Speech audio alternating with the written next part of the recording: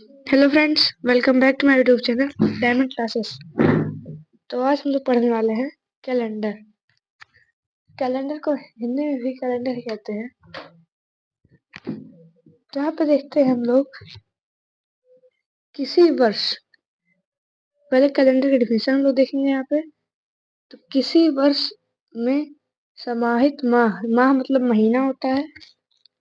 सप्ताह, सप्ताह वाले जो 7 डे होता है, वीक कहते हैं उसको। तिथि मतलब डेट तथा दिनों को प्रदर्शित करने वाली सारणी को कैलेंडर कहते हैं। उसके बाद आता है कैलेंडर के निम्न 5 अव्यय होते हैं। पहला है दिन, दिन मतलब डे, देखिए यहाँ पे दिया हुआ है। दूसरा सप्ताह, तीसरा तिथि, चौथा माह और पांचवा वर्ष। अब इसके बाद देखिए, पहले हम लोग पढ़ेंगे दिन। तो दिन देखिए, किसी भी सप्ताह के 7वें भाग को दिन कहते हैं। एक दिन कहते हैं, और एक दिन में 24 घंटे होते हैं, और एक घंटे में 60 मिनट होते हैं, और एक मिनट में 60 सेकंड होते हैं। अब इसके बाद सप्ताह, सप्ताह मतलब होता है वीक। किसी भी वर्ष के 52वें भाग को सप्ताह कहते हैं। किसी भी सप्ताह में 7 दिन होते हैं। ये 7 दिन निम्न हैं। तो एक सप्ताह में 7 दिन होते हैं जो यहाँ पे दिए गए हैं। पहला रविवार, सोमवार, मंगलवार, बुधवार, बृहस्पतिवार, उसको हम लोग गुरुवार भी कहते हैं, शुक्रवार और शनिवार। तो ये होते हैं 7 डेज। अब इसके बाद तिथि, हम लोग तिथि पढ़ेंगे। तिथि मतलब होता है डेट। किसी भी माह के 28वें, 29वें, 30वें, 31वें भाग को तिथि या तारीख कहते हैं। तो चौथा है माह, महीना, मंथ, इसको कहते हैं इंग्लिश में। किसी भी वर्ष के 12वें भाग को माह, महीना कहते हैं। किसी भी माह, महीने में 28, 29, 30, 31 दिन होते हैं। महीनों में दिनों की संख्या निम्नलिखित है। तो यहाँ पे देखिए पहले कि फरवरी जैसे हम लोग देखते हो 28 का होता है, कभी कभार 29 का भी होता है, इसलिए दो यहाँ पे फरवरी के दिए हुए हैं। और 30, 31 हम लोग जानते हैं कि ये महीने होते हैं। 30 दिन को, या फिर एक साल में 12 महीना होता है। अब इसके बाद देखिए यहाँ पे 12 महीनों के नाम है।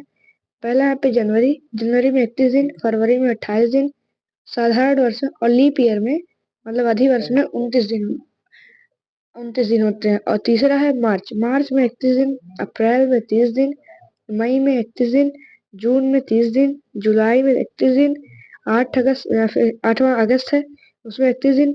ये दोनों में लगातार 31 दिन होते हैं। सितंबर में 30 दिन, अक्टूबर में 31 दिन, नवंबर में 30 दिन, दिसंबर में 31 दिन। हम लोग देखते हैं हमारा हाथ जो होता है, ऐसे हम लोग का मान लीजिए हाथ यहाँ पे हम लोग बना लेते हैं।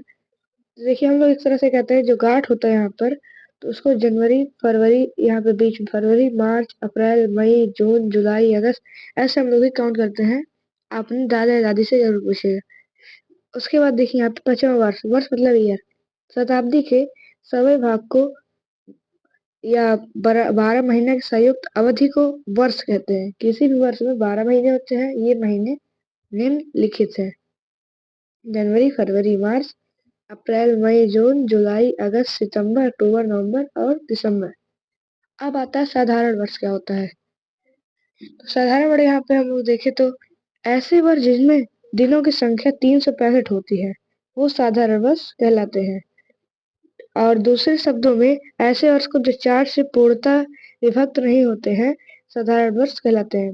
मतलब यहाँ पे जैसे हम लोग एग्जाम्पल लेते हैं 2018 या फिर 2017, 2018 ले लीजिए। अगर ये 4 से डिवाइड नहीं होता है, करके देख लेते हैं एक बार। 4, 5, 20 बचेगा यहाँ पे 0। तो यहाँ पे हम लोग यहाँ पे 0 लगाएंगे, तो 4, 4 जा 16 बचेगा, पॉइंट लगेगा, फिर यहाँ पे 4, 5 टाइम में जाएगा। तो ये पूर्णतः विभाजित नहीं है, इसलिए ये एक साधारण वर्ष है। अब इसके बाद देखिए साधारण शताब्दी वर्ष। साधारण में शताब्दी वर्ष भी होता है। ऐसे शताब्दी वर्ष जिनकी संख्या 400 से पूर्ण विभक्त नहीं होते हैं, साधारण शताब्दी वर्ष कहलाते हैं। मतलब इसमें ऐसी संख्या होता है जो 400 से डिवाइड नहीं होते हैं, उन्हें हम लोग साधारण शताब्दी वर्ष कहते हैं। अब इसके बाद आता है अधिवर्ष। अधिवर्ष को हम लोग लीप ईयर भी कहते हैं। ऐसे वर्ष शताब्दी को छोड़कर जो पूर्णतः 4 से विभक्त हो, अधिवर्ष लीप ईयर कहलाते हैं। जैसे 2012, 2016, 2020, 2024, हम लोग 28 भी कर सकते हैं इत्यादि। एग्जाम्पल देख लेते हैं हम लोग, जैसे 2004। तो क्या ये 4 से डिवाइड है? 4 5 20 लगेगा 0, यहाँ पे 4 1 4। तो ये देखिए पूर्णतः 4 से डिवाइड है। और देख लेते हैं 1998। इसको 4 से डिवाइड करेंगे, 4 चौक 16, बचेगा 3। 3 यहाँ पे हम सेंड कर देंगे। उसके बाद फिर 4 से डिवाइड करेंगे, 4 9 टाइम में 36 हो जाएगा, बचेगा फिर 3। तो देखिए यहाँ पे फिर हो जाएगा 9 टाइम में। तो ये हो जाएगा हम लोग का आंसर। उसके बाद हम लोग देखते हैं यहाँ पे अधिवर्ष देखा हमने। अब देखते हैं शताब्दी अधिवर्ष।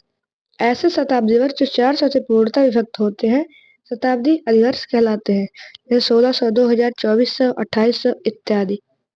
तो मतलब इसमें क्या होता है, 4 से डिवाइड नहीं होता है तो उसे साधारण वर्ष कह देते हैं, अगर डिवाइड होता है तो शताब्दी वर्ष कह देते हैं। अधिवर्ष में क्या होता है, अगर उसमें पूरी तरह से 4 से डिवाइड होता है तो उसको अधिवर्ष कह देते हैं, नहीं तो हम लोग साधारण वर्ष कह देते हैं। अब इसके बाद देखिए दिन ज्ञात करने की विधि। तो दिन ज्ञात करने के लिए विभिन्न सारणियों का ध्यानपूर्वक अध्ययन करना आवश्यक है। मैं तो यहाँ पे चार्ट दिए जाएंगे, आप लोग उसको ध्यान से पढ़िएगा और उसको याद कर लीजिएगा। जैसे देखिए दिनों के कूट, यहाँ पे कूट दिए हुए हैं, दिन के दिन है और नीचे कूट है। रविवार का कूट है 1, सोमवार का 2 और मंगलवार का 3, बुधवार का 4, गुरुवार का 5, शुक्रवार का 6 और शनिवार का 7।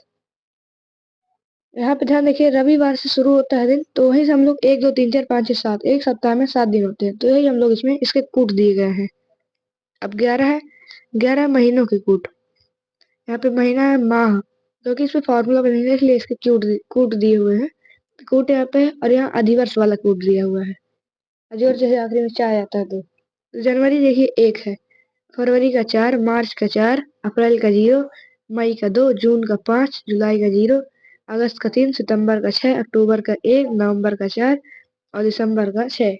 लीप ईयर में क्या है, अंतर देख लीजिए बस किसी में पहले और दूसरे में अंतर है, बाकी देखते जाए तो हम लोग और लगभग किसी में अंतर नहीं, पहला और दूसरा खाली चेंज है, 0 और 3 हो गया पहली जगह पे, पहले दूसरी जगह पे।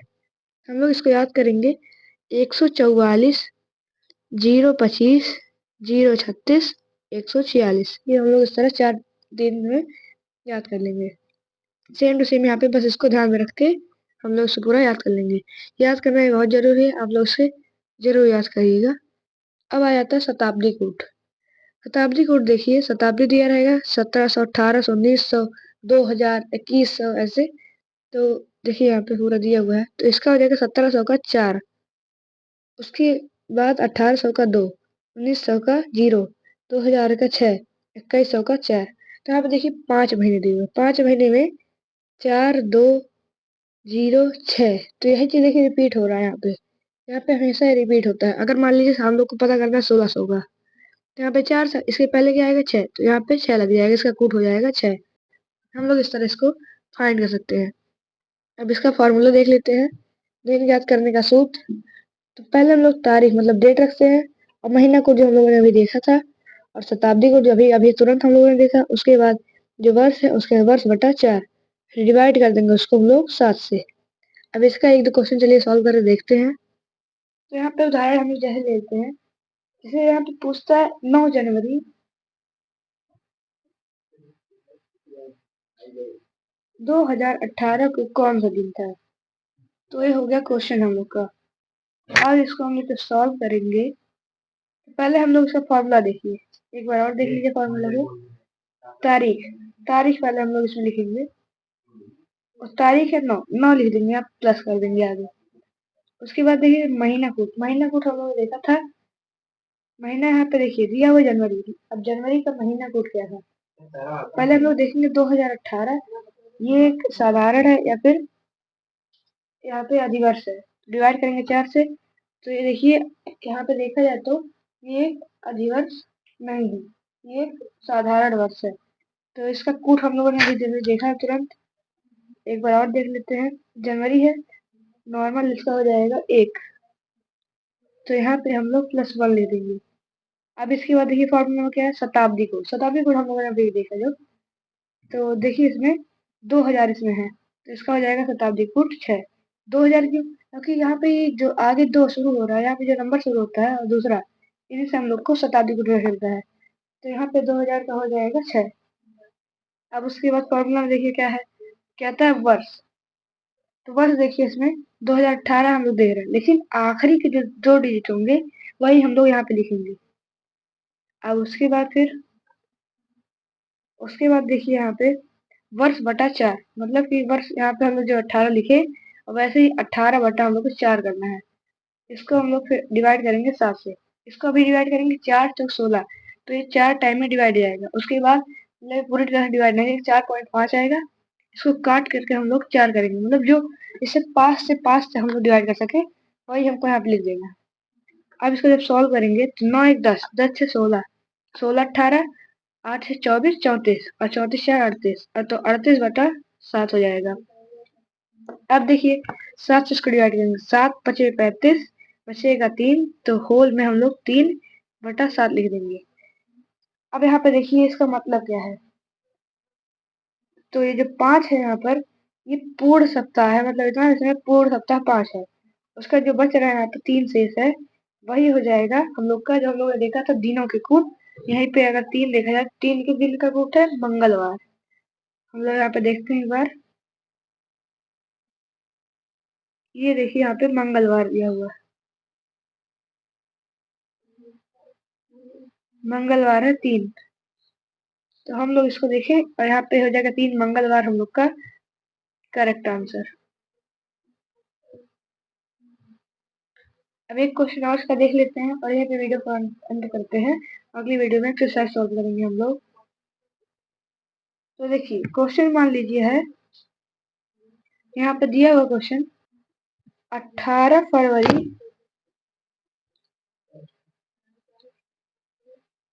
1997 को कौन सा दिन था, ये है क्वेश्चन। तो जैसे हम लोग पिछली क्वेश्चन को सॉल्व किए, वैसे इसे भी सॉल्व करेंगे। पहले क्या करते हैं हम लोग, तारीख है 18, तो 18 यहाँ पे प्लस में लिख देंगे। उसके बाद महीना कूट, फरवरी का महीना कूट क्या होगा, तो यहाँ पे देखेंगे हम लोग पहले, ये लीप ईयर नहीं है, मतलब कि अधिवर्ष नहीं है, साधारण वर्ष है। तो यहाँ पे हो जाएगा प्लस में 4। उसके बाद क्या रहता है, शताब्दी कोड देखे तो 1900 है, तो 1900 हो जाएगा 0। उसके बाद फिर कहता है वर्ष, वर्ष देखिए 97, यहाँ पे हम लोग 97 लिख देंगे, फिर प्लस करेंगे। उसके बाद फिर इसको 97 को 4 से हम लोग डिवाइड करेंगे, 97 को हम लोग 4 से डिवाइड करेंगे, तो ये क्या हो जाएगा, 4 2 8, बचेगा 1, 4 4 16, ये सबसे नियरेस्ट हो जाएगा।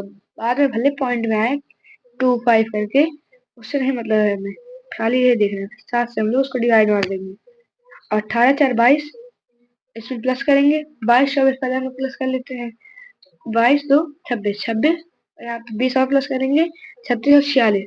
अब 97 में हम लोग 46 प्लस करेंगे, तो हो जाएगा 7 6 13, 13 का 3 कैरी 1, फिर 9 4 13, 13 1 14, 143 बाई 7। अब इसको हम लोग डिवाइड करेंगे, तो हो जाएगा 7 दूनी 14। उसके बाद फिर तो यहाँ पे देखेंगे 7 दूनी 14 डिवाइड हो गया, बच रहा है 3, 3 यहाँ पे हो जाएगा हम लोग का आंसर। तो 3 देखिए है, 3 हम लोग पिछली बार देखे थे, हाँ मंगलवार आया था, तो ये भी हो जाएगा मंगलवार हम लोग का करेक्ट आंसर।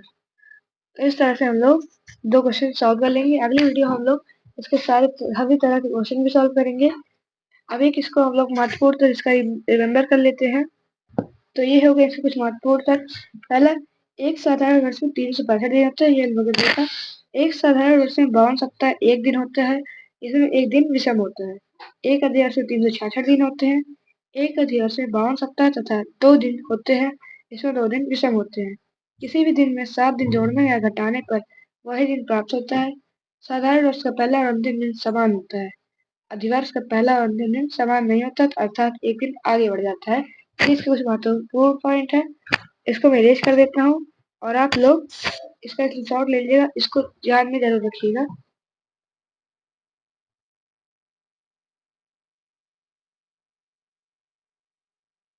इसका स्क्रीनशॉट लीजिए। बाकी अब इस वीडियो बस इतना ही, अब मिलते हैं अगली वीडियो में।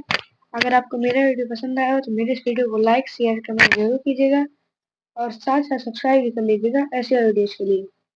अब मिलते हैं अगली वीडियो में, तब तक के लिए धन्यवाद।